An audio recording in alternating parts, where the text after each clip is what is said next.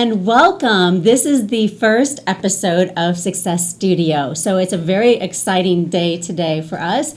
And it's a bit of a sports theme because I think people who are really in sports, professional athletes, also can really give us a lot of insight out how to carry that through into the business world. So we have two special guests here today. The first one joining me is Jennifer Magley, and she not only was a professional athlete, and you're an author of a book, and now even owns Open Gym here in the Indianapolis area at multiple locations that are involved with that. And then stay tuned because also you're going to see a segment of when I interviewed Pippa Mann, the IndyCar race car driver. So, but first of all, welcome, Jennifer. Thank you so much, Sheryl. Pleasure to be here today and excited about your Success Studio. Thank you. I know, you're on the inaugural show, so very exciting. Very honored. Good friend, and we're doing business together, and you're part of Successful Women Made Here, which is a group of business women, too, in the area. But I'm just so fascinated by your whole life story, too. You know, it's not every day you get to meet someone who's been a professional athlete, right? And tell us a little bit about you went...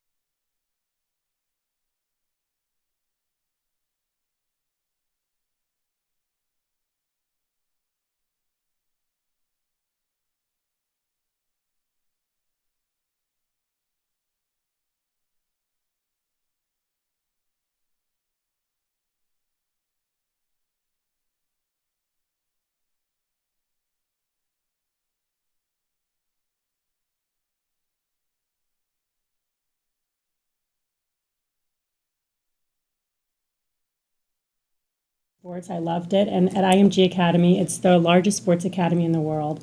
So I was fortunate to move from the Midwest to Florida to train there and then play professionally, coach in college, and now back in Indiana. My dad calls it God's country. It is. So what was a day like there being trained to become a professional athlete? So IMG is the largest sports academy in the world because just Nick Balatin.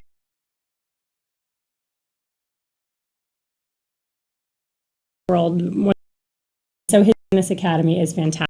You get up in the morning, 5 in the morning, and then train 8 hours. And then have several schools and different programs there. And so it expanded from Nick Balatin Tennis Academy to IMG, and they have all different types of sports. So since your dad especially was such a professional basketball player, and remind us too who he played for, why do you think you didn't end up going that route instead of tennis? Right. The story goes that when I was born, he said, can you say Wimbledon? And so that was first, I guess, my first words. So, yeah, it's one of those things where he knew that they got to wear skirts and travel the world, and he thought that would be fantastic. And so fortunately, I was able to travel the world on Team USA and really enjoyed all the opportunities I had playing tennis.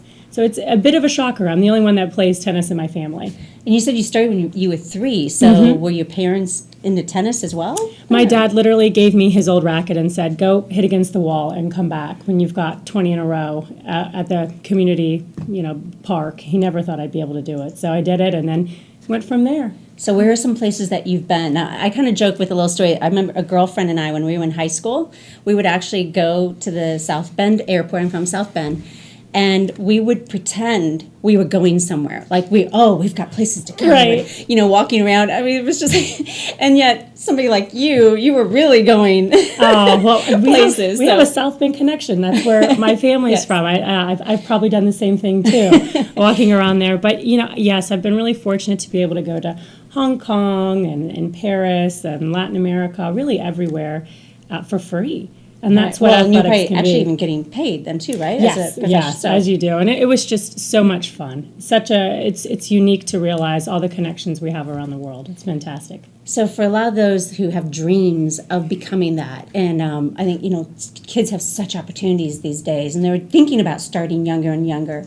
You were probably an anomaly, I would think, at the time, getting to start that young. What kind of tips might you have for them to think about getting into a school like this, or do they get an agent? What do they do? Right. So the first thing is just do everything that you can to improve yourself. And so whether that's hitting tennis balls in your basement before school, if you don't have your own court, of course, and just be willing to go for your dream. I mean, it sounds a little cliche, but it is a sacrifice to make, not to always go to birthday parties. Yes. Because you've got to train, but it's worth it. It's well worth it. So while you were there, you thought of the story of Division I, and then did you write that years later, or what led to that? So that's her book. We'll bring that up here too on the screen. Yeah, great picture. And you said you even a friend of yours who is that girl. I thought it was even you though. You're both so beautiful. Oh. So what led to you becoming then an author of Division I? Oh, you're so kind. Well, Division I comes from an authentic place of seeing my father in professional sports all these years, and then also being a Division I head coach. I was one for over 5 years. And so it's about the shadows behind the bright lights of college sports. And so it gives you a definite experience of what it can be like to be a female student athlete in school. So it's fictional, but maybe based on some real stories. I think there was a term that someone coined, but it's essentially a fiction and memoir combined. So it's a lot of fun. It's a lot of fun. There's a great trailer online for Division I if you Google the Division I name. So, would they find that on the Amazon site or on Google and on Amazon? And we filmed it here in Indianapolis. A lot of great artists and filmmakers. So it's really an exciting project. Oh, great! That sounds very fun. So remind me, who did your dad play for professionally, and who did you coach for? Yeah, so my dad played at Kansas University. If I don't say Rock Chalk Jayhawk, I'll be in a lot of trouble. But then he played for the Cleveland Cavaliers, and then also in the CBA and won a championship under Phil Jackson. And so for me, I played at University of Florida and then played on the WTA tour. So that was a lot of fun. Great. Well, not only have you been a professional athlete and author, you probably go and speak to, I would imagine, young girls as well. Is that a passion? Yeah, it's been an amazing honor. I've had an opportunity. Indianapolis is really that hub for all things conference. And so I've been fortunate enough to speak to a lot of young women, and it's just been a blast to share those experiences that you've been through. I guess when I say young women, that technically means I'm a mature woman now. Yeah. Only in the sports world. Right, exactly. Grandma. I'm affectionately grandma in the sports world. You hit 20 and then that's when... Right. Yes, I see the gray hairs coming now. So, but definitely stay with us because her new endeavor called Open Gym is definitely something you'll want to hear about. It's happening all throughout the surrounding Indianapolis area, Fishers, Carmel, numerous places. But she's even got me working out, which is short of a miracle. Okay, so it's lots of fun. I want to tell you a lot more about what that entails with Open Gym. So stay with us. We'll be right back on Success Studio.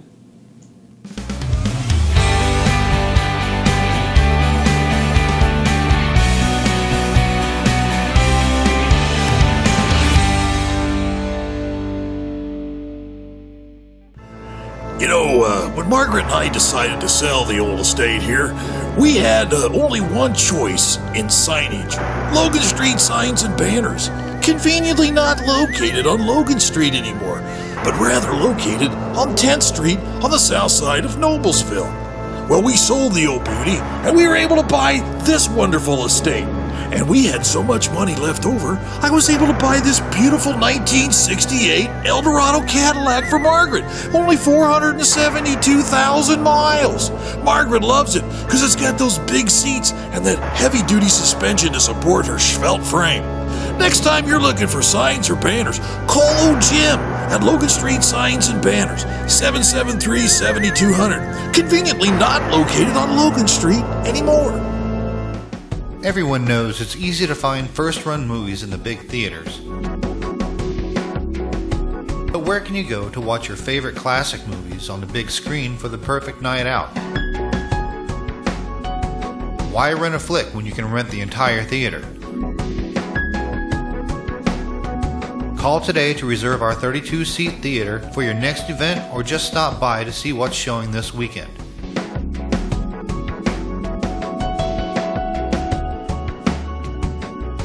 The The 14 by 7 foot screen and the high quality digital surround sound system offers all the amenities you would expect from the big theaters, with a laid back atmosphere and comfortable seating of your own home. Wofford Theater at 1744 South 10th Street in Noblesville gives you the classic movies you want with a big theater experience.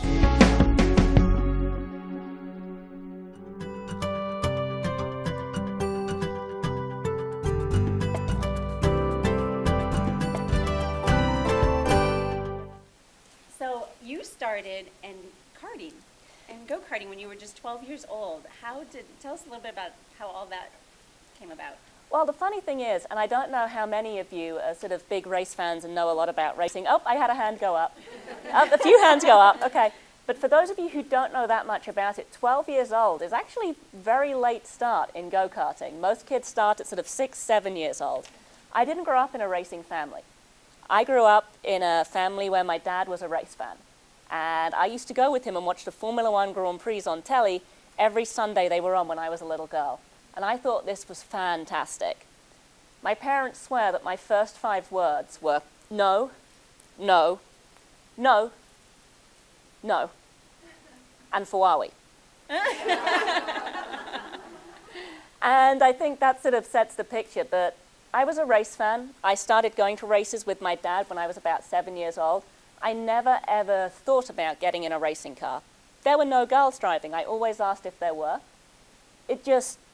It wasn't that it didn't appeal to me, it was that nothing in my brain connected with the fact that that was something someone like me could or would ever do. Then when I was 11 years old, we moved house. New house, new friends. A lot of the kids my age in the new village we moved to were boys. Birthday party involved go-karts. The guy running the kids club pulled my dad to one side and said, you know, you should think about taking your daughter karting properly. She's outgrown this place and she's actually pretty good. And we said, well, what do you mean? We had never heard of anything other than indoor karting, and so there began our journey, and my first go-kart showed up for my 13th birthday, and we borrowed a pickup truck for the weekend from a friend, and it turned up with a toolbox, and we discovered none of the tools fit any of the sockets on the go-kart that we needed them to. But luckily everyone was very helpful, and that's how I got my start in racing. Wow. I think as a parent I would be terrified. Kids doing that. But now with all your achievements and how far you've come since your karting days, the road has to feel like it's nicely paved as opposed to maybe the gravel you may have started out on in terms of finding sponsors and a team and getting all the press. And I also noticed on your blog you commented, though, you said, every time I strap into a car, it requires persuading a company to believe in me, to believe in what I stand for, to believe in not only what I can do on the racetrack, but what I can do to help them activate their brand. With that being said, would you say, so driving is maybe just 30% of it, and going after the business of being able to drive is 70%, or is that even a different kind of balance? I think that's actually a pretty fair analysis of where we are at the moment in the sport. And it doesn't just apply to IndyCar, it applies to all levels of motorsport. They all require a huge amount of money. They require people to invest in you. They require team owners to believe in you. Now, you described the road as being smooth. Everybody thinks the road to success sort of goes like this in a smooth graph. I don't know how many of you do social media and Instagram, but I actually posted a picture on Instagram a few days ago that says the road to success actually looks something like this. And every time I put a deal together that gets back in the car, I'm on the top of one of those peaks, and every time I'm in between deals and I'm trying to put it back together, I'm in the bottom of the trough and I'm trying to scrabble back up to the next peak again. However, the trough is a lot lower when you have someone like this team owner on your side supporting you, standing behind you, and saying they want you to get in the car. And that's made a huge difference to me. But commercially, it's everything in this sport. My team owner is great, but he already funds the other car in the team full time. They're a small team, and he's a good guy. He actually funded me in a couple of races last year alongside my teammate after the 500 because he believes in me that much. He's working on things this year to try and help me where I would have to bring less sponsorship to run the car. But at the same time, I can't exactly turn around and ask this guy to just reach in his pocket and put everything on the table to, try and help me. I have to do my part. And that's what I try to do. Sarah Fisher enlightened us a while back too that being a driver is really being an athlete as well. So as an athlete and such, and also all of us in business, we need to be in shape to be in business. What goes through your mind when you're in the Indy 500, for instance? I mean, how do you stay focused? How do you stay driven? Well, for me, I guess an interesting little story about that is in 2011, that was my first Indy 500. I raced the previous season in the Firestone Indy Lights Series, which is the feeder series to IndyCar. I had 3 poles in that series. I had a win. One of my poles was actually at Indianapolis Motor Speedway, which is kind of a cool little fact surrounding me. And so the longest race I had ever done to this point was 100 miles in a much lighter, smaller race car. So there I am, I'm getting in a much bigger race car for my first 500-mile race. And I'm there on the warm-up lap, and I go to drink from my drink system. Doesn't work. Nothing. And I think, oh, well, you know, how big of a deal can this be? Because, you know, I've never had a drink system in a car before. 300 miles later, I was starting to really, really wish there'd been something in it. 350 miles later, I was praying for a yellow because the cramping was so bad down my right side and down my right arm from where you're constantly turning like this and all of the physical pressure you're putting through your body to do that. 380 miles into the race when a yellow came out, I was desperate for it to go green again because under yellow you lose the adrenaline, and the adrenaline helps numb the pain. So as much as you thought it hurt when it was green, it didn't hurt anything like it did under yellow. I made it to the end of that race. I was absolutely, I hope you'll excuse my language, but I am going to swear because it seems the only word appropriate, bloody-minded in my determination that, you know. I don't think we Americans think of that word as swearing. That, you know, a lack of a drink was not going to, a lack of a drink was not going to stop me. I was not going to lose concentration. I mean, when you get that dehydrated, it is difficult to not lose concentration, and I was having to sit there and say to myself, every lap on every straight, concentrate, look for your marks, concentrate, look for your marks. But there was no way I was going to let that take me out of the race, either through physical condition, because I was in such a bad state in the car, through losing concentration, and I wasn't going to let anybody know how bad I was until the race was done either, because I wasn't going to risk someone parking me for it. So I came home 20th in my first ever 500 out of the 33 starters.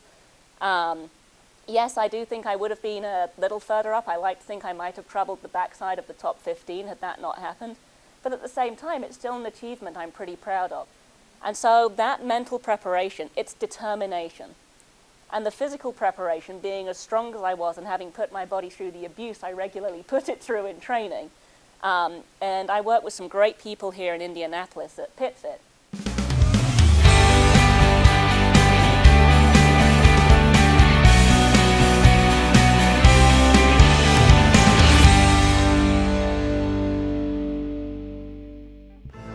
You know, when Margaret and I... You're back. So that was Pippa Mann. She was a speaker spotlight at just one of the Successful Women Made Here events that I've done. They're monthly, so we'd love to see you join us sometime. Jennifer is a member there. They're usually the first Thursday of the month, and you can find out more. And so we hear from lots of people like that, but I thought it was very fitting today, since you're a professional athlete, she's a professional athlete, to kind of hear that whole mindset, you know, behind. I think that's probably even 90% of it. Do you, when you were playing, that it's really just making sure you're in the right frame of mind? It's completely mental, and I don't know if you've ever heard of, really, to become the best, you try to emulate the best and learn from the best, and Serena Williams is clearly one of the best of all times, and so what she does is she does a lot of affirmations, a lot of sentences that remind her of how awesome she is, if you've read her book before. And so I think those are transferable skills that go into owning a business or accomplishing any goal in life, is to affirm yourself and to be willing to sacrifice and do all of those hard things that everybody doesn't want to do.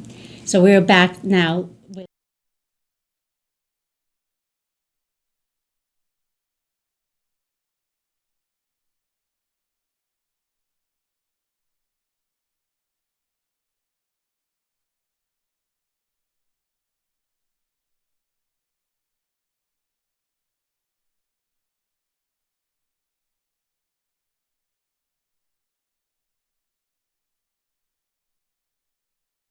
It's just such a pleasure working out with Sheryl because she just brings the heat every single time.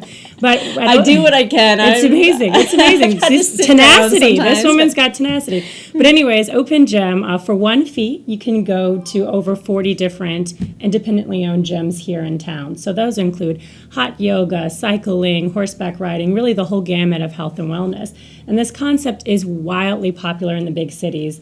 And it was made popular by this company called ClassPass out of New York City.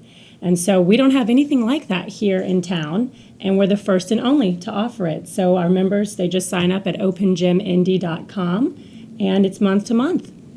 And it's only about $79, $89 a month? Yeah. Right now it's only $79, which is really, it's like highway robbery. So And there's so many selections. That's Yes. what I even find great. I mean, if you want to try from a boot camp type of Yes, thing, I mean, I've tried right. things I've never done before. So It's true. yeah, I've never done the boot camp style. It's a workout. is. But it's good. You always feel good, I think, afterward. To hot yoga, all different kinds of yoga. Right. To you had horseback riding. Right. I think what's amazing is these places are more like spas. So, I mean, when you're leaving at the end of the hot yoga class, they'll give you like a nice, moist, cool towelette over your eyes. I mean, I think the only thing I've ever gotten from a box gym was probably ringworm. So I think that they're pretty amazing places. And the neatest thing is we're all about community. Yeah. We give 10% of our proceeds to the Pat Issue Foundation. And we're really about getting people into these small-based businesses so that they can be seen and have success. I think that's wonderful. Right, and they are a more upscale boutique. So this isn't your typical gym that you Right. go into and Right. maybe feel a little uncomfortable. Yeah, I've been really impressed with. I didn't even know a lot of these places existed around town. It's amazing. I mean, hot tea, complimentary coffee, towels, all kind of different amenities that they have for you. These really unique private showers. Yes, that's a big one. Yeah, that's nice. There's just a lot of beautiful, high-scale, high-end places here to work out. Yeah, Sweat local. I was in one of the other gyms recently, not one of yours, Right. and I felt like I was back in 5th grade in the locker room. And I was like, this is just a little Yeah, it strange. gets a little itchy, but it's so neat to partner with these gyms because we get to deal with business owners here in town, and they all started their businesses on passion, and so it's exciting to connect people that are looking to improve their wellness. That's a great point. It's more the small business owners who really do have a love for this and want to provide it, whether you're more into cycling. Right. Or Yeah, or rock climbing. I mean, there's just the Zumba. trampolines. Oh yeah, And the there's- trampoline. That's the Skyrobics. We got to do yes, that one. we do. I want Yeah. to do that. That's gonna be fun. So, what got you started in this? I was thinking, I know you come from being a pro athlete, but Right. what gave you the idea of, I'm going to go out and gather up 30, 40, what have you, Right. different boutiques around the area so that people have access to this? Well, my sister and I were talking, and we had a eureka idea. Wouldn't it be amazing if we could go to all the best gyms? Well, like you do with most ideas, we looked online and found out, it had been done before. And then we thought, it's been done before. This is amazing, and it's so successful. And so we figured if you drive down the road and you see a grown man in a gorilla suit holding a sign that says, work out here, and that's for the biggest company in the business, the biggest box gym, and they need people, then our small, independently owned gyms and